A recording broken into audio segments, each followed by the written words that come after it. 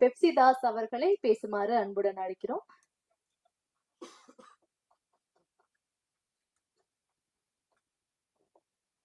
அவையில் அமர்ந்திருக்கும் அனைத்து பெரியவர்களுக்கும் வணக்கம். டைரக்டர் சார் வந்து என்னை பார்க்கும்போது கீக்கிற மாதிரி ஒரு சாங் எழுதணும்ப்பா அப்படின்னாரு. கீக்கிற மாதிரியா அப்படின்னு, இல்லை டாரா கீக்கிற மாதிரி அப்படின்னு. சார் இதே நல்லா இருக்கு, இதே வச்சுக்கலாம், டாரா கீச்சு விட்டா மனசை அப்படின்னு சொல்லிட்டு ஸ்டார்ட் பண்ணது தான் அந்த சாங்கு. ஸோ இந்த அளவுக்கு இவ்வளோ பிரம்மாண்டமாக வரும்னு நான் எதிர்பார்க்கல. 35 வருஷமா நான் இந்த ஃபீல்டில் இருக்கேன். ஸோ இன்னைக்கு தான் எனக்கு பிறந்த நாள். ஸோ அந்த பாட்டு இப்போ பிறந்திருக்கு. ஸோ இதன் மூலமா நீங்க எல்லாரும் எனக்கு வாய்ப்பு தரணும்னு கேட்டுக்கிறேன். பெரியவங்களுக்கும் வணக்கம், நன்றி. வாய்ப்பு கொடுத்த இயக்குனருக்கும் ப்ரொடியூசருக்கும் நன்றி. வாழ்த்துக்கள் சார். சோ அடுத்ததான் நம்ம இன்னொரு பாட்டுமே பார்த்தோம், தெலுங்கு பாட்டு. மொட்டை ராஜேந்திரன் சார் நம்ம கையில மாட்டல, மாட்டி இருந்தாருன்னா உங்களுக்கு பல கேள்விகள் வந்து அவர்கிட்ட கேட்கணும்னு தோணி இருக்கும். பட் அந்த பாடலை வந்து நமக்காக எழுதின திரு பாஸ்கர் அவர்கள், சோ லிரிசிஸ்ட் பாஸ்கர் அவர்களை பேசுமாறு அன்புடன் நினைக்கிறோம்.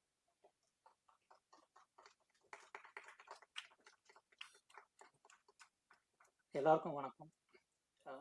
நான் பாடலாசிரியராக முதல் மேடை இது. ரொம்ப நிரசா இருக்கேன். பாட்டு முதல்ல பார்த்து என்னோட பாடல் ஸ்க்ரீனில் பார்க்க ரொம்ப சந்தோஷமா இருக்கு. இந்த வாய்ப்பு எனக்கு கொடுத்த டேரக்டர் சார், ப்ரொடியூசர் சார், இசையமைப்பாளர் எல்லாருக்கும் நன்றி. மேடையில் ஏறும்போது இங்கே இருக்கிற பெரியவங்க எல்லாம் கும்பிட மறந்துட்டேன். அந்த அளவுக்கு ஒரு நிரஸ் இருக்கு. மனுஷங்க நன்றி எல்லாருக்கும். இந்த பாடல் எல்லாருக்கும் பிடிச்சிருக்குன்னு நினைக்கிறேன். இந்த உங்கள் சப்போர்ட் கண்டிப்பாக வேணும். தியேட்டரில் பாருங்க. அடுத்தடுத்து நிறைய வாய்ப்புகளுக்காக காத்துங்க. பிடிச்சிருந்தா அடுத்த வாய்ப்புகள் கொடுங்க. நன்றி. வாழ்த்துக்கள்ங்க. அடுத்ததா படத்துடைய கதாநாயகி, அவங்களுக்கு தமிழ் வந்து நேட்டிவ் லாங்குவேஜ் இல்ல, இருந்தாலும் இந்த மேடையில வந்து முக்காவாசி முடிஞ்ச அளவுக்கு தமிழ் பேசணும் அப்படின்ட்டு அவங்க ஆடியோ லான்ச் உள்ள வரதுக்கு முன்னாடி பெருசாலாம் எல்லாமே எழுதி வச்சு அதை பல முறை பிராக்டிஸ் பண்ணி தமிழ்ல பேசணும் அப்படின்ட்டு ரொம்ப ட்ரை பண்ணாங்க. ஸோ இந்த இந்த மேடைக்கு நம்ம இந்த ஆடியோ லான்ச் மேடைக்கே வந்து இவ்வளவு டெடிகேஷனா இருக்காங்கன்னா படம் முழுக்க எந்த அளவுக்கு டெடிகேஷனா ஒர்க் பண்ணிருப்பாங்க அப்படின்றது வந்து கண்டிப்பா கணிக்க முடியுது. ஸோ வாழ்த்துக்கள் உங்களுக்கு. நீங்க எந்த லாங்குவேஜ்ல பேசினாலும் தமிழ் இண்டஸ்ட்ரி நிச்சயமா உங்களை வந்து வரவேற்கும்னு சொல்லிட்டு உருட்டு உருட்டு படத்துடைய கதாநாயகி ரித்விகா ஸ்ரேயா அவர்களை பேசுமாறு அழைக்கிறோம்.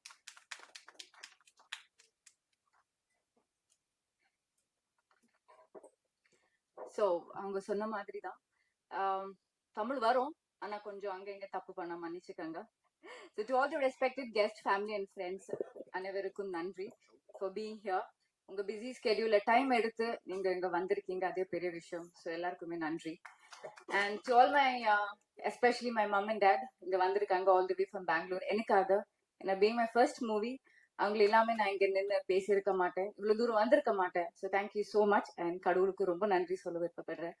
அண்ட் டிரெக்டர்ஸ் அண்ட் ப்ரொடியூசர்ஸா என்னை நம்பி இந்த ஆப்பர்ச்சுனிட்டி கொடுத்ததுக்கு, பெரிய ஒரு கனவு இங்க நான் நின்று பேசுறேன்னா it's a very big thing for me.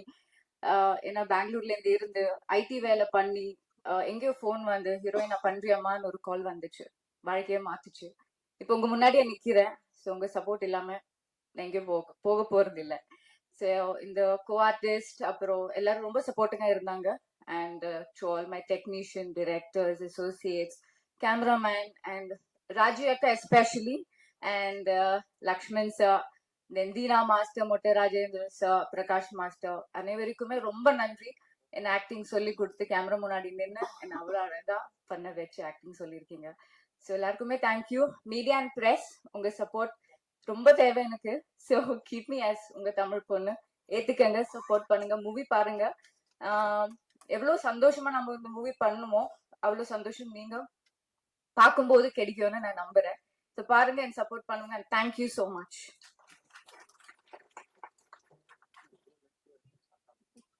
வாழ்த்துக்கள்.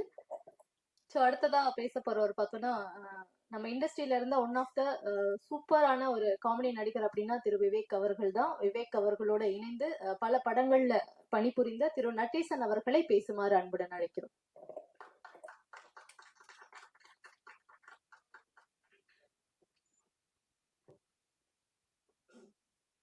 ஜாம்பாவனுக்கும் நன்றி, டைரக்டர் சாருக்கு நன்றி, ப்ரொடியூசர் சாருக்கு நன்றி.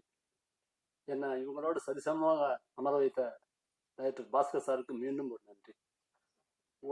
ஊடகம் மற்றும் அனைத்து நண்பர்களுக்கும், எங்கள் அண்ணன், எங்கள் ஊர் தலைவர் KPN மகேஷ் சார் அவர்களுக்கும், மற்றும் அனைவருக்கும் எனக்கு நன்றி தெரிவிச்சுக்கிறேன். இந்த படத்தில் நான் நடிக்கிறதுக்கு டைரக்டர் வந்து சொன்னார், அண்ணே நடேசன் நீங்கள் தான் நடிக்கணும் அப்படின்னாரு. ஏன் சார் நானே தான் நடிக்கணுமா அண்ணே? ஆமாம், அது வயசான கேரக்டர் நான் 40 வயசானவன் நானே அப்படின்னு. இல்லைண்ணா அது நீங்கள் நடிங்க, அதில் அந்த ஹீரோனி படம் தான் உங்களுக்கு நீங்கள் லவ் பண்ணுற பொண்ணு. அந்த பொண்ணு என்ன டப்பிங் பேசும்போது தான் எனக்கு டைரக்டர் சொல்லி கொடுத்து வரல. உடனே அந்த பொண்ணுக்கு ஃபோன் அடிச்சு, ஏமா அதுக்குமா சரியா பேச மாட்டேங்கிறாருமா, கொஞ்சம் பேச வைமா அப்படின்னா. அந்த பொண்ணு ஹாய் டார்லிங், அம்மா என்னம்மா எங்கம்மா நீ டாடி நீ சார் எதுக்கு சார் பேசுங்க சார் டாடி பேசுங்க டாடி, அப்புறம் பேசுறேன் பத்தியா பத்தியா இப்ப பேசுற பத்தியா இப்ப பேசுற பத்தியா அப்படின்னா டைரக்டர். ஆனா நல்ல நல்ல நல்ல கேரக்டர் கொடுத்துருக்காரு. மிக்க நன்றி, மிக்க நன்றி, வணக்கம்.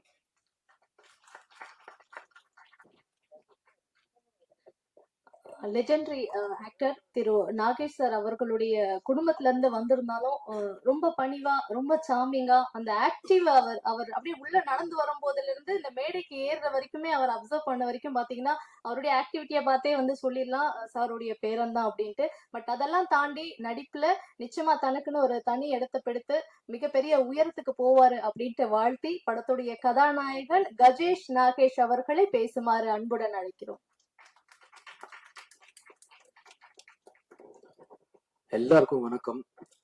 தேங்க்யூ ஃபார் த ப்ரெஸ், உங்கள் சப்போர்ட் இந்த ப்ராஜெக்ட் அண்ட் டீமுக்கு வந்துட்டு நீங்கள் வந்திருக்கீங்க, ரொம்ப thank you. And thank you all family and friends. And more importantly legends, thank you உங்கள் அப்பா and thank you family for coming here and blessing this function and show. And என் கூட நடித்தவங்க எல்லாம் அவ்வளோ க்யூட்டாக பண்ணியிருக்காங்க, அதுக்கு ஒரு மிகப்பெரிய தேங்க்ஸ் சொல்லணும். ஸோ நம்ம ஆக்சுவலாக வந்துட்டு கொஞ்சம் அங்கங்கே பார்த்தீங்கன்னா கொஞ்சம் சின்ன கஷ்டத்தில் தான் ஆரம்பிச்சது இந்த ஒரு சின்ன ப்ராஜெக்ட். நம்ம ஜெய் அண்ணா வந்துட்டு ப்ரொடியூசர் சார், அவர் வந்துட்டு நடுவில் கொஞ்சம் அழகா கம்ப்ளீஷன் பண்ணி இன்னும் சூப்பராக மக்களுக்கு கொண்டு போய் சேர்க்கலாம் பாது அப்படின்னு பண்ணியிருக்காரு. ஸோ மியூசிக் டைரக்டர் வந்துட்டு அவ்வளோ அழகா அந்த சாங்ஸ் பண்ணியிருக்காங்க. ஸோ அந்த சாங்ஸை இன்னும் கொஞ்சம் டிஃப்ரெண்ட்டாக ஒரு கானா பாட்டை எப்படி ஒரு டிஃப்ரெண்ட் ஸ்டைலில் வந்துட்டு கொண்டு வரலாம் அப்படின்னு சொல்லிட்டு தீனா டான்ஸ் மாஸ்டர் பண்ணியிருக்காங்க. ஸோ மொத்தம் டீமுக்கு I thank you all so much and thank you for your support, your blessings. And கண்டிப்பாக இன்னும் மேலும் மேலும் நம்மலாம் இன்னும் வளர்றதுக்கு உங்கள் பிளெஸிங்ஸ் கண்டிப்பாக தேவை. Thank you, thank you so much.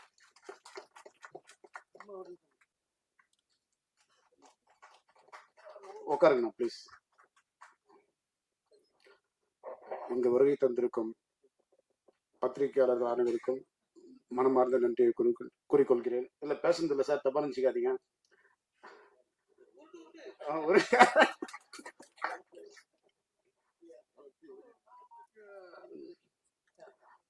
ரொம்ப கஷ்டப்பட்டு சின்ன லெவல்ல இந்த படத்தை ஆரம்பிச்சோம். ஜெய்சங்கர் சார் அதை ஒரு பிரம்மாண்டமா ஒரு நல்ல தெளிவா பண்றதுக்கு ஒரு விஷயம் பண்ணி கை கொடுத்தாரு. அவருக்கு நன்றி. முதல்ல கூப்பிட்ட உடனே அடுத்த வார்த்தை, ரே நீ போன் பண்ணக்கூடாதா, ஏன்டா அவரை வச்சு பண்றேன்னு சொன்ன கஸ்தூராஜா சாருக்கு நன்றி. நீங்க சொன்னீங்களே சார், கஸ்தூராஜா சாருக்கு நன்றி, அண்ணன் விக்ரமநந்தனுக்கு நன்றி, உதயகுமார் சார் உங்களுக்கு நன்றி, ஆனந்த சார் உங்களுக்கு நன்றி, எல்லாருக்கும் நன்றி. தயவுசெய்து நான் அப்புறம் பேசுறேன். இல்ல வரல இருக்கு. அனைவருக்கும் நன்றி.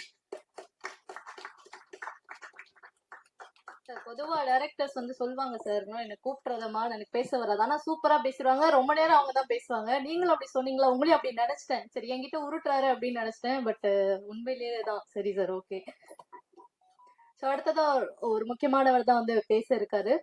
சாருடைய என்ட்ரி சினிமா கொடுத்து அவர் வந்து படங்கள்லாம் வந்து இயக்க ஆரம்பிச்சிட்ட பிறகு பாத்தீங்கன்னா இந்த அவருடைய மேக்கிங்ல வந்து சினிமால ஒரு மிகப்பெரிய மாற்றத்தை வந்து அவர் கொண்டு வந்தாரு அப்படின்னே சொல்லலாம். ஏன்னா அவருடைய படங்கள் பாத்தீங்கன்னா எளிமையான கிராமிய கதைகளை வந்து சொல்லியிருக்கோம். மக்கள் மனசுல வந்து இடம் பிடிச்ச அழகான படங்களா வந்து சார் கொடுத்தாரு. ஏன்னா எல்லா கேரக்டருமே வந்து ரிலேட் பண்ணிடுவாங்க. அது எந்த கிராமத்துல யாரா இருந்தாலும் சரி ஈஸியா வந்து ரிலேட் பண்ணுவாங்க. அப்படி ஒரு மேதை அவர் அப்படின்னு தான் நம்ம சொல்லணும். சோ அதை தாண்டி சாருடைய அடையாளம் அப்படின்னு பார்த்தோம்னா டைரக்டரா வந்து பல பேருக்கு தெரியும். சார் நல்லா தெரிஞ்சவங்களுடைய பாடல்கள், ஏன்னா சாருடைய படத்துல முக்காவாசி பாடல்கள் வந்து சாரே எழுதிடுவார் அப்படின்ட்டு பல மேடைகள்ல சார் சொல்லியிருக்காரு. அந்த பாடல் வரிகளை இன்னமும் நம்ம வந்து முணுமுணுத்துட்டே தான் இருக்கும். அப்படிப்பட்ட வரிகளை வந்து நச்சுன்னு நம்ம கொடுத்த ஒரு ஆளுமை நம்மளுடைய சார். சோ அது மட்டும் இல்லாம தமிழ் திரைப்பட இயக்குநர்கள் சங்கத்துடைய தலைவராக இருக்கக்கூடிய திரு ஆர் வி உதயகுமார் சார் அவர்களை பேசுமாறு அன்புடன் அழைக்கிறேன்.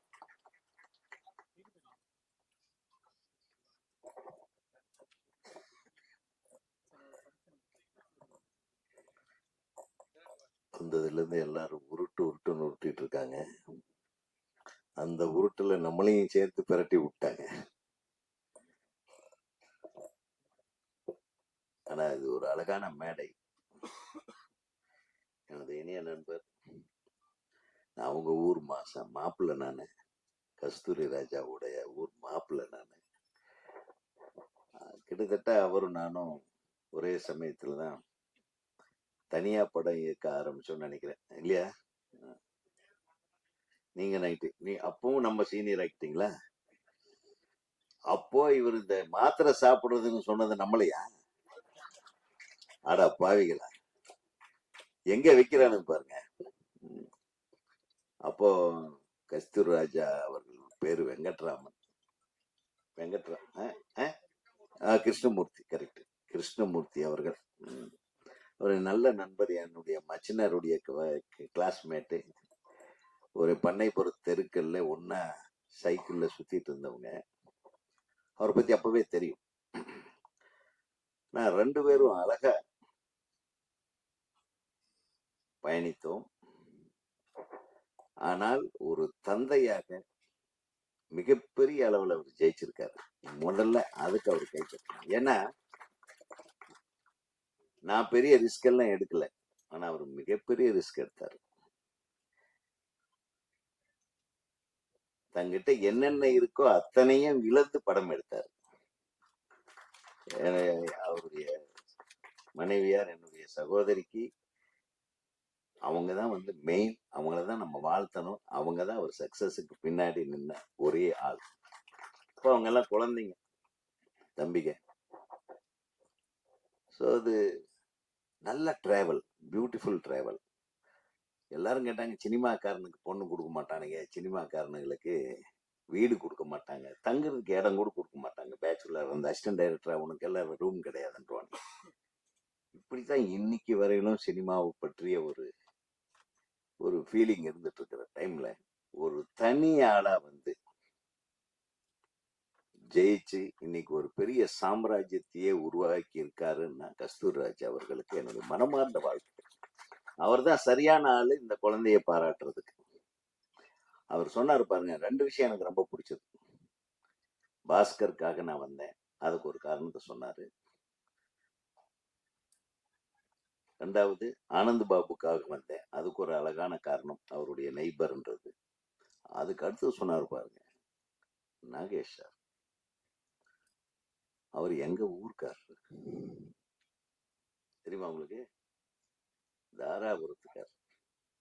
தாராபுரம் கோவை மாவட்டம். அதனாலதான் சொன்னேன், அந்த காலத்துல ஆரம்ப காலத்துல கோவை மாவட்டம், கோவை மண்ணை சேர்ந்தவர். அதனால அவரு சொல்ல வேண்டியதில்லை. அவரு நிச்சயமா ஒரு மிகப்பெரிய கலைஞர் தான். கோவை மாவட்டத்துல இருந்து வந்தாவே பெரிய, மதுரை மாவட்டத்துல இருந்து வந்தாலும் மிகப்பெரிய கலைஞர்.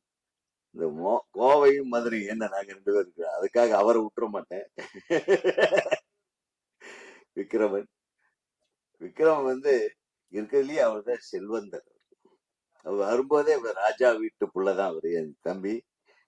அருமையான, அதாவது நான் கிழக்கு வாசல் கொடுத்தாலும் நான் அவர் படத்தை பார்த்து பொறாமப்படுவேன். என்னையா இந்த மனுஷன் ஜஸ்ட் ஒரு வீட்டை வச்சு ஒரு 4 பேர்த்த வச்சு டப்பா வச்சு தட்டை வச்சு ஒரு பாட்டை போட்டு மிரட்டி அது சில்வர் ஜூப்ளி ஓட்ட வைக்கிறானே விக்ரமன், மிகப்பெரிய அறிவாளி.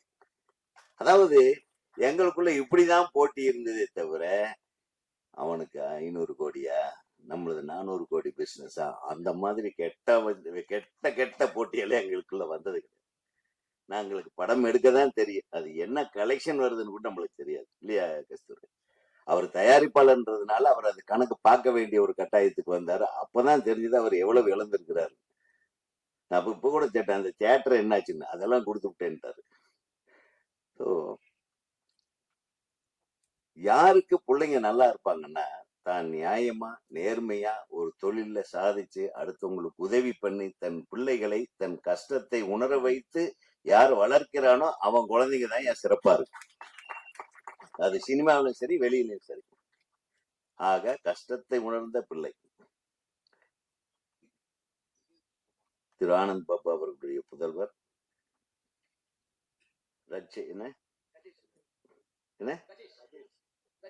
கஜேஷ் நிச்சயமா நீ வந்து சக்சஸ் ஆவே. அதுல எந்த விதத்திலும் ஏன்னா உன்கிட்ட இருக்கிற பணிவு, உன் பணிவு அதாவது எப்பவுமே குழந்தைங்களுக்கு வளரும் போது பணிவு வேணும், வளர்ந்த கடைசியிலையும் வேணும். நிறைய பேர் அந்த வளர்ந்த கடைசியில் விட்டுறாங்க. வளர்ந்த கடைசியில ஆளை தேட வேண்டியது, ஒரு வணக்கம் போடுறதுக்கு. அந்த மாதிரி ஆயிராம யதார்த்தமா இரு. எல்லாரிடமும் வந்து இப்போது எப்படி அன்போடு நேசித்து எல்லார்கிட்டையும் அண்ணன் ஐயான்னு நிக்கிறியோ அதே மாதிரி இரு. அதுதான் ரஜினிகாந்த் அவர்கள் வெற்றி காரணம். ரஜினிகாந்த் வந்து நான் சொல்றேன், ரஜினி சார் இன்னைக்கு அவருக்கு மேல ஒரு மரியாதை என்னன்னா, தனக்கு முதல்ல படம் பண்ணாரு, தன்னை ஹீரோவா ஒரு படத்துல போட்டார், ஒரு நெகட்டிவ் ஹீரோ. அந்த பெரியவர் கஷ்டப்படுறாருன்னு சொல்லி அவரை கூப்பிட்டு ஒரு வீடு வாங்கி கொடுத்தாரு. அதுதான் திரு கலைஞானம் அவர்களுக்கு. ஸோ அதான் சொல்றேன், கடைசி வரையிலும் நமக்கு உதவி செய்தவர்களையோ நம்மை நேசித்தவர்களையோ நம்ம பெரிய அளவுக்கு நம்ம பண்ணலன்னாலும் பரவாயில்ல, அவங்கள அப்படியே கஷ்டத்துல இருக்கும்போது அப்படியே ஒரு கை கொடுத்து அப்படி தூக்கி விட்டு போயிட்டே இருக்கலாம்.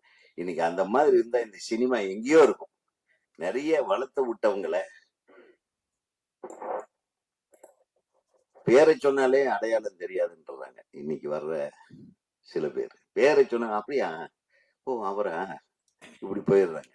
உண்மையா உதவி பண்ணவங்களை எவ்வளவு எளிதாக மறக்க முடியுமோ அப்படி மறக்கக்கூடிய இந்த காலகட்டத்துல எல்லாம் வந்த உடனே தயாரிப்பாளருக்கு ஒரு நன்றி, அருமையான நன்றி. நடிக்கத்தாங்க வந்தாரு, இந்த படத்தை பார்த்தாரு, நாங்க எல்லாம் கஷ்டப்படுறத பார்த்தாரு, கண்டென்ட் நல்லா இருக்கே, நானே காசை போடுறேன்னாரு.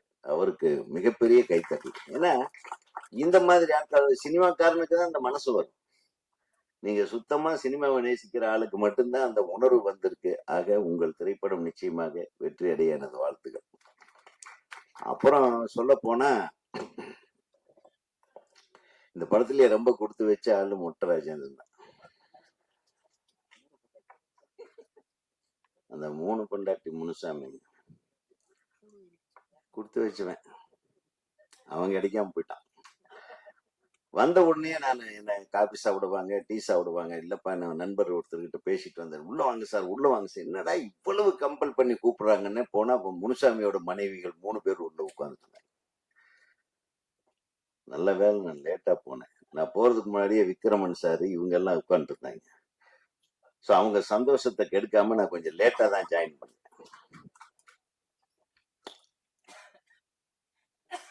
இப்ப வரையிலும் கஸ்தூராஜா அமைதியா உட்கார்ந்து இருக்காருன்னு அது காரணம் தான். ஆனா உண்மையிலுமே டைரக்டர் எங்க நீங்க வாப்பா, பெரிய உருட்டு உருட்டுன்னு அந்த ஆளை போட்டு பாவம் வாழ்க்கையில நடிகனா வந்ததனுடைய முழு இதையும் அனுபவிச்ச ஒரே பாட்டா தான். எல்லா நடிகனுக்கும் இது கிடைக்குமா சொல்லுங்க? நான் கூட இப்ப கொஞ்சம் நடிக்க ஆரம்பிச்சிருக்கேன், மனசுல வச்சுங்க. இதெல்லாம் பார்க்கும்போது இந்த உலகங்கள் நம்மளுக்கு கிடைக்காம போயிடுச்சே, இந்த ஒரு விவரம் எல்லாம் நமக்கு இல்லாம போயிடுச்சுன்ற அளவுக்கு மிக சிறப்பா இருந்தது.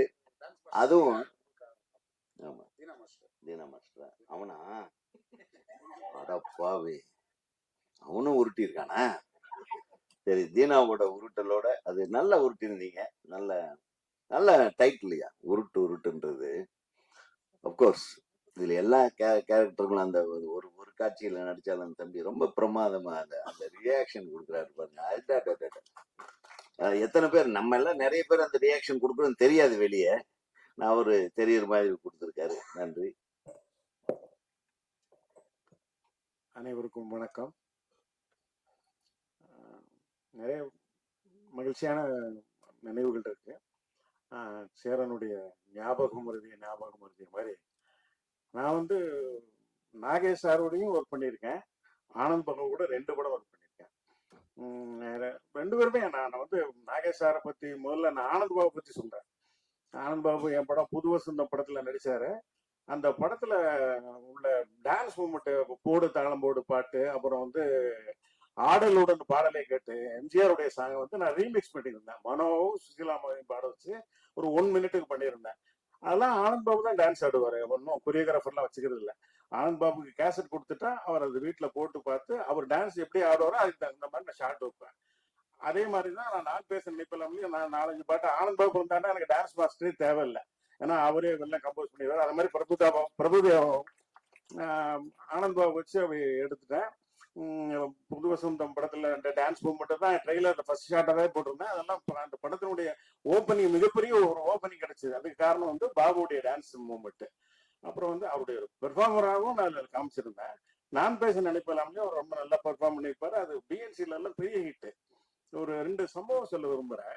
நான் பேச நினைப்பலாம்ல வந்து ஒரு சீன் எடுத்திருப்பேன். அது படத்துல கிடையாது. அதாவது ஆனந்த் பாபு வந்து மோகினி, ஆனந்த் பாபு 2 பேரும் கொஞ்சம் ஃப்ரெண்ட்ஸா இருப்பாங்க. மோகினி இப்போ பெரிய ஆளாயிருவாங்க, ஒரு பெரிய கலெக்டர் ஆயிடுவாங்க. ஆனா ஆனந்த் பாபுக்கு எந்த வாய்ப்புமே இல்லாம ரொம்ப சாதாரணமா இருப்பாரு. அப்போ அவர் குடிச்சிட்டு அவரும் விவேகம் மோகினி என்ன செய்வாங்கன்னா, கலெக்டர் ஆன பிறகு ஆனந்த் பாபுவை கண்டுக்க மாட்டாங்க. அவர் பார்க்காமலே போயிடுவாங்க. ஆனந்த் பாபுக்கு ரொம்ப வெக்ஸ் ஆகி குடிச்சிட்டு அவர் விவேக்கிட்ட பேசிட்டே வருவார். ரொம்ப லெங்க் ஷார்ட் டயலாக்லாம் பேசிட்டு வரும்போது ஒரு சுரம் சொல்லுவார். அந்த படத்துல வந்து ஒரு பாடகர் அவர் வந்து ஒரு சுரம் சொல்லுவார். சாசா சாசா சாசா ரீக ரீகன்னு சொல்லி லெங்க் சுரம். அதை வந்து ஒரே ஷார்ட் ஆனந்த் பாபு பேசி அசத்திட்டார். நான் அதை ஷூட் பண்ணிட்டேன். ஆனா ஃபுட்டேஜ் இல்லை. நான் என்ன பண்ணிட்டேன், எடுத்துட்டேன். ஆனந்த் பாபு ஃபர்ஸ்ட் காப்பி பார்த்துட்டு என் வீட்டுக்கு வந்து, சார் எப்படியா அந்த சீன் வாங்கி சார், அந்த சீன் வாங்கி சார், சீன் வாங்கி சார்னு ரொம்ப அழுதாரு. பட் எனக்கு ஃபுட்டேஜ் ப்ராப்ளம், சாரி பாபு. அப்பெல்லாம் என்னன்னா 13,500 மேல சின்ன படங்கள் ஃபுட்டேஜ் இருந்ததுன்னா அதுக்கு டேக்ஸ். அதனால அந்த 13,500 ஃபுட்டேஜை கொண்டு வரணுன்றதுக்காக அதை அந்த சீனை நான் எடுத்துட்டேன். இந்த ஆனந்த் பாபுக்கு ஞாபகம் இருக்காதுன்னு நான் நினைக்கிறேன். ஞாபகம் இருக்கா? தேங்க்யூ. அப்புறம் வந்து இதே மாதிரி நாகேஷ் சாரை வச்சு நான் பூவி உனக்கா பண்றேன். நாகேஷ் சார் ஃபர்ஸ்ட் சீனே நான் வந்து ஒரு கேரிப்பாறைன்ற ஒரு இடத்துல ஒரு சீன் நாகேஷ் சாரும் நம்பியார் சாரையும் விஜயை வந்து சேர்த்து வைக்கிற மாதிரி அந்த சீன் எடுத்தேன். அதுல நாகேஷ் சாருடைய ஃபர்ஸ்ட் டயலாக்கே நான் ரொம்ப அவர் அசத்திட்டாரு. அந்த டயலாக் என்னன்னா, மற்ற விஜய் வந்து 2 பேரும் நாகேஷ் சார் வண்டியில வந்து ஸ்கூட்டர் இருக்கும், ஸ்கூட்டர்ல பெட்ரோல் இருக்கும், பட் வண்டி ஸ்டார்ட் ஆக ரிப்பேர் ஆகிருக்கும். அவரு நம்பியார் சார் கார்ல வந்து பெட்ரோல் இருக்காது. அப்போ நீங்க நாகேஷ் சார்ட்ட வந்து விஜய் சொல்லுவாரு, நீங்க வந்து நம்பியார் சாரையும் கூட்டு போங்க அப்படிங்கும்போது 2 பேரும் எனிமீஸ் இதெல்லாம் உங்களுக்கு தெரிஞ்சிருக்கும். அப்போ விஜய் சொல்லுவாரு. விஜய் சொன்ன உடனே நாகேஷ் அந்த தாத்தாவையும் நீங்க கூட்டு போனீங்கன்னா நல்லது அப்படின்ற மாதிரி விஜய் சொல்லுவாரு. அப்போ நாகேஷ் சார் சொன்னாரு, மற்றவங்க கஷ்டப்படுறது என்னங்க எனக்கு தாங்க முடியாதுன்றது உனக்கு தெரியும், அவனுக்கு தெரியாத அப்படின்னு ஒரு சின்ன பஞ்ச் விட்டு ஒரு கேப் இது பண்ண நான் ரொம்ப என்ஜாய் பண்ணேன். அப்புறம் அவர் வச்சு ஒரு சீன் ஒன்று எடுத்தேன். அதுவும் ஃபுட்டேஜில் கிடையாது, தூக்கிட்டேன். அதாவது என்னன்னா, அவர் வந்து விஜய்க்கு பர்த்டே, அந்த பர்த்டேக்கு வந்து ஒரு வீட்டுக்குள்ள மிட் நைட்ல வந்து சுகுமாரிம்மா வீட்டுக்குள்ள இருப்பாங்க. இவர் ஒரு நாயை துரத்துற மாதிரி வீட்டுக்குள்ள வருவாரு. வீட்டுக்குள்ள வந்தோடனே சுகுமாரிம்மா பயந்து பின்பக்கமா போயிடுவாங்க. அப்போ நாகேஷ் சார் வந்து உள்ள வருவாரு. அப்புறம் விஜய் வீட்டுக்குள்ள கூப்பிடுவாரு. வீட்டுக்குள்ள கூப்பிட்டு கொஞ்சம் நல்ல சீன், ஒரு இன்ட்ரெஸ்டிங்கான சீன். அந்த சீன் படத்துல கிடையாது. ஒரு லெவல் வரைக்கும் இருக்கும். வீட்டுக்குள்ள வர்ற வரைக்கும் நாகேஷ் சார் விஷ் பண்ற வரைக்கும் இருக்கும். அதுக்கப்புறம் இருக்காது. அப்புறம் அன்னைக்கு நைட்டு ஷூட்டிங் எல்லாம் முடிச்சிட்டோம். நான் வந்து அந்த சீன் 2-3 ஷாட் 2-3 டேக் எடுத்தேன். அப்புறம் ரூமுக்கு வந்துட்டேன். நானும் நாகேஷ் சாரும் எதிர ரூம் நாகர்கோவில்ல கிட்டத்தட்ட ஒரு நைட்டு ஒரு 1 மணி இருக்கும். ஏன்னா நாங்கள் ரொம்ப லாங் டிஸ்டன்ஸ்ல இருந்து நாகர்கோவிலுக்கு வரணும். வந்து நைட்ல நான் குளிச்சுட்டு எனக்கு சாப்பாடு இருக்கு சாப்பிட்டுட்டு, நைட்ல லேட் நைட் சாப்பிட்றேன்னு உடனே சரக்கு அடிச்சுட்டு சாப்பிட்றேன்னு நினைச்சிடாதீங்க. நான் அந்த மாதிரி கிடையாது. நான் சாப்பிட்டுட்டு இருக்கேன். அப்போ ரூம் கதவு தட்டுறாங்க. யாருன்னு பார்த்தா நாகேஷ் சார் குளிச்சுட்டு வெறும் டவலை மட்டும் போத்திட்டு வர்றாரு. வந்தோடனே, என்ன சார் இந்த நேரத்தில் அப்படின்னு கேட்டேன். ஒன்றும் இல்லைம்மா, இன்னைக்கு நான் நடிச்சது உனக்கு ஏதோ பிடிக்கலன்னு நான் நினைக்கிறேன். நீங்க நினைச்சு 4 டேக் வாங்கினேன், அது எப்படியாவது நாளைக்கு ரீஷூட் பண்ணிடுறேன், எனக்குமே அது அவ்வளோ ஹாப்பியா இல்லை அப்படின்னு. இல்லை சார், நீங்கள் எக்ஸலண்ட்டாக பெர்ஃபார்ம் பண்ணீங்க சார், எனக்கு ரொம்ப பிடிச்சிருந்தது சார், நான் பெர்ஃபெக்ஷன் இன்னும் கொஞ்சம் பெட்டராக வரணுன்றதுக்காக தான் எடுத்தேன். அது ஒன்றும் இல்லை சார், நல்லா இருக்கீங்க, நல்லா நடிச்சிருக்கீங்க சார், அது நாளைக்கு ரீடேக்லாம் பண்ண வேண்டாம் சார் அப்படின்னு சொன்னேன். இல்லைம்மா எப்படியாவது நாளைக்கு எடுத்துறேன்னாரு. நான் அது எடுக்கல. அப்புறம் டப்பிங்ல பார்த்துட்டு நல்லா தான் இருக்கு, கரெக்டாக இருக்கு அப்படின்னு சொல்லிட்டாரு. ஆனால் அதுவும் ஃபுட்டேஜில் போயிடுச்சு, அந்த போர்ஷன் இல்லை. அது எதுக்காக இதை சொல்ல வரேன்னா, ஆனந்த் நாகேஷ் சார் அந்த பெர்ஃபெக்ஷன், அந்த அவ்வளோ பெரிய சாதனையாளர், நம்ம நல்லா நடிக்கலையோ, டைரக்டர் சாட்டிஸ்ஃபை பண்ணலையோ அப்படின்ற மாதிரி அதை மறுபடியும் நம்ம பண்ணிடணும், எப்படியாவது பண்ணிடணும், டைரக்டர் ஒரு சாட்டிஸ்ஃபை பண்ணிடணுன்ற மாதிரி அவருக்கு இருக்கிற மாதிரி ஆனந்த் பாபு ஒரு நான் நல்லா நடிச்சிருக்கேன், நல்ல சீனு, அந்த சீன் ஃபுட்டேஜ்ல போயிடக்கூடாதா அப்படின்ற மாதிரி அவருக்கும் அதே ஒரு பரிதவிப்பு இருந்தது. இதெல்லாம் எதுக்கு சொல்றேன்னா, கஜேஷ் நீ மற்றவங்ககிட்ட வந்து கத்துக்க வேண்டாம். நீ வந்து இப்ப எங்களுக்கு நான்லாம் வந்து சினிமா பரம்பரையில இருந்து வரல. ஆனா நீ வந்து உனக்கு அவங்க தாத்தா அவங்க அப்பா இவங்கள்ட்ட இருந்து நீ நிறைய கத்துக்கலாம்.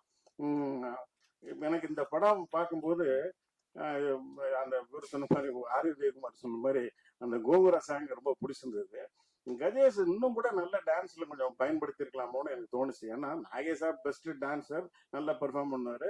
ஆனந்த் பாபு அதே மாதிரி எல்லாருக்குமே தெரியும், பாடும் பாட்டிலாம் அவருடைய டான்ஸ்க்காகவே ஓடுச்சு. அது மாதிரி கஜேஷ் இன்னும் கூட டான்ஸ் கொஞ்சம் பயன்படுத்திருக்கலாம்னு தோணுச்சு. பட் அவர் நல்லா தான் ஆடி இருக்கிறார்.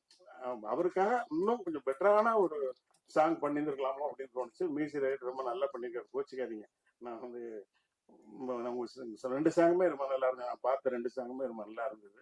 அப்புறம் அந்த ஹீரோயின், நான் வந்து அவங்க கன்னடம், கிட்டத்தட்ட மெட்ராஸுக்கு வந்து 42-43 வருஷம் ஆச்சுன்னு நினைக்கிறேன். இப்போ வந்து கிட்டத்தட்ட ஒரு 30-35 வருஷமா யாரும் தாவணி போட்டு நான் இங்க பார்த்ததே இல்லை. அதெல்லாம் எங்க ஊர்ல தான் பார்த்துருக்கேன். ஆனா இங்க வந்து இந்த ஹீரோயின் வந்து ஒரு கன்னடத்து பைங்கிளி, சரோஜதேவிக்கு அப்புறம் அவங்க வந்து இந்த மாதிரி தாவணியோட வர்றது பார்க்கும்போது கொஞ்சம் மனசுக்கு நிறைவா இருக்கு. நம்ம கலாச்சாரம் இன்னும் காப்பாற்றப்பட்டு இருக்கு அப்படின்ற மாதிரி இருக்கு. இன்னொன்னு சொல்லிக்கிறேன், உதயகுமார் சாருக்காக சொல்லிக்கிறேன். நான் வந்து ஒரு வரதுக்கு முன்னாடி வந்து அந்த 3 வீரன்ஸ் அந்த லேடிஸோடையும் நாங்க வந்து ரொம்ப ஹாப்பியா இருந்தோம் அப்படின்னாரு. நான் அப்படியெல்லாம் கிடையாதுன்னா, ரொம்ப நல்லவன், உங்களை மாதிரி இல்லை. இது வரைக்கும் நான் கிட்டத்தட்ட 16 படம் எடுத்திருக்கேன். எந்த ஹீரோயினாவது என்னை பத்தி தப்பா சொல்லியிருப்பாங்களா? இங்க நிறைய பத்திரிகையாளர்கள் எல்லாம் இருக்கீங்க. எனக்கு என் காலத்துல என்ன பார்த்த நெல்லை சுந்தரராஜன் சார் இருக்காரு, நண்பர் தேவராஜ் இருக்கிறாரு, தேவராஜ் போயிட்டாருன்னு நினைக்கிறேன், ஜெயச்சந்திரன் சாரி ஜெயச்சந்திரன் இருக்காரு, மோகன சுந்தரம் இருக்காரு, எல்லாருக்கும் என்னை பத்தி தெரியும். அப்புறம் சரவணன் இருக்காரு, எல்லாருக்கும் என்னை பத்தி தெரியும். சத்யா இருக்காரு. அதனால அந்த மாதிரி எல்லாம் இல்லை. அப்புறம் இன்னொன்னு, ஒரு பெரிய செல்வந்தர் குடும்பத்துல இருந்து வந்தாரு அப்படின்னு சொன்னீங்க. நான் அதுக்கும் சொல்லிக்க விரும்புறேன். அப்கோர்ஸ் எங்க அப்பா ஒரு வசதியானவர் தான். ஆனா நான் சினிமாவுக்கு வந்து நான் பட்ட கஷ்டங்கள் எந்த டைரக்டரும் பட்டிருக்க மாட்டாங்க. எல்லாரும் அசிஸ்டன்ட் டைரக்டரா இருக்கும் போது பட்டி கிடந்திருப்பாங்க. நான் பல பேட்டிகளை சொல்லியிருக்கேன். நான் என்னுடைய முதல் படம் ஒரு சில்வர் ஜூப்ளி கொடுத்துட்டு என்னுடைய 2வது படம் பெரும்புலி ஃபெயிலியருக்கு அப்புறம் நான் பேச நினைப்பெல்லாம் நம்ம பாபு தான் ஹீரோ. அதில் நாங்கள் எவ்வளவு ஸ்ட்ரகிள் பண்ணோம்னு அவருக்கு தெரியும். நாங்க வந்து அதுல ஃபில்மே இருக்காது, 100 அடி 50 அடி பிட்டு ஃபில்ம் எல்லாம் வச்சு நாங்க அதை ஷூட் பண்ணி 2 வருஷம் போராடி தான் அந்த படம் ரிலீஸ் ஆச்சு. அந்த படம் பண்ணும் பொழுது பாதியில படம் நிற்கும். அப்ப நான் எத்தனை நாள் நான் பட்டினி கிடந்திருப்பான்னு என் கூட பாவா லட்சுமணன் சொல்லி இப்ப சினிமால எல்லாம் காமெடியா நடிச்சிட்டு இருக்கான், அவன்கிட்ட கேளுங்க, அவன் சொல்லுவான். அப்படி எல்லாம் நிறைய சினிமாவில் கஷ்டப்பட்டு போராடி தான் நான் டைரக்டர் ஆனேன். அந்த வசதிகள் எதுவுமே நான் அனுபவிக்கல. இன்ஃபேக்ட் எங்க அப்பா இறந்த பிறகு இப்பதான் அந்த சொத்துக்கள்லாம் கொஞ்சம் வந்திருக்கு. நீங்க நினைக்கிற மாதிரி பெரிய கோடீஸ்வரன்லாம் நான் கிடையாது. ஒரு கிராமத்துல ஒருத்தர் பண்ணையாரா இருந்தாருன்னா அது என்ன, அந்த கிராமத்துல இருக்கிறவங்கள ஒரு 10 ஏக்கர் 20 ஏக்கர் வச்சிருந்தா ஒரு பண்ணையார், அவ்வளவுதான். அந்த அளவுக்கு தான் நான் வசதியானவன. ரொம்ப எல்லாரும் சொல்ற அளவுக்குலாம் நான் ஒன்றும் சத்யராஜ் சார் மாதிரி எல்லாம் ஜமீன் பரம்பரை எல்லாம் கிடையாது. ஓகேங்களா? அதனால அதையும் தெளிவுபடுத்திக்க விரும்புறேன். அப்புறம் உண்மையிலே உதயகுமார் சார் சொன்ன மாதிரி சிவராஜன் சார் உண்மையிலே ஒரு புண்ணியம் செஞ்சிருக்காரு. அவர் வாழ்ற காலத்திலேயே அவர் பையன் 2 பேரும் பெரிய, தனுஷ் ஒரு பெரிய ஹீரோவா இன்னைக்கு சக்சஸ்ஃபுல்லா இருக்காரு, இந்தியா பூரா பேசப்பட்ட ஒரு நடிகரா இருக்காரு. அதே மாதிரி செல்வராகவனும் மிகப்பெரிய டைரக்டர் ஆயிருக்காரு. நானும் ஒரு சின்ன நம்பிக்கையோட இருக்கேன், நம்ம பையனும் நாம வாழ்ற காலத்திலேயே ஒரு பெரிய நடிகனா ஆயிரணும்னு நான் நினைக்கிறேன். பார்க்கலாம், அது கடவுள் கையில இருக்கு. கஜேஷ்க்கு என்னுடைய வாழ்த்துக்கள். பாபு ஆனந்த் இந்த படம் வந்து என்ன ஆனந்த் பாபு தான் கூப்பிட்டாரு, அப்புறம் கஜேஷ் என்ன கூப்பிட்டாரு. அவங்களுக்கு என்னுடைய நன்றி. நிச்சயமாக எப்படி ஹிந்தியில வந்து ராஜ் கபூர் ஃபேமிலி, பிருத்திவிராஜ் கபூர், ராஜ் கபூர், அப்புறம் ரிஷி கபூர், ரன்தீர் கபூர், அப்புறம் ரன்வீர் கபூர் வரைக்கும் ஒரு 4 ஜென்ரேஷன். தெலுங்குல நாகேஸ்வர ராவ், நாகார்ஜுனா, நாக சைத்தன்யா, நடிகர் சிவாஜி கணேசன் சார், பிரபு சாரு, அப்புறம் விக்ரம் பிரபு, முத்துராமன் சாரு, கார்த்திக், கௌதம் கார்த்திக் வரைக்கும், அதே மாதிரி நாகேஷ் சார், ஆனந்த் பாபு சார், அப்புறம் கஜேஷ். இந்த வாரிசுகளும் ஜெயிக்கட்டும், வாழ்த்துக்கள். கஸ்தூராஜா சார் ரொம்ப கிளியரா சொன்னார். எங்களுக்கெல்லாம் எங்க பையன் ஹீரோ ஆகும்போது பெரிய எக்ஸ்பெக்டேஷன் இல்லைன்னு சொன்னார். ஏன்னா நாங்கெல்லாம் டைரக்டர்ஸ் ஒன்றும் பெரிய எதிர்பார்ப்பு இருக்காது, ஆனால் பெரிய பாரம்பரியம் இருக்கு. அவர் சொன்ன மாதிரி அவர் ரொம்ப அழகா சொல்லியிருக்கிறாரு. அதெல்லாம் மைண்ட்ல வச்சுட்டு ஜாக்கிரதையா படங்கள், நல்ல கதைகள் செலக்ட் பண்ணி பண்ணுங்க. வாழ்த்துக்கள், நன்றி, வணக்கம்.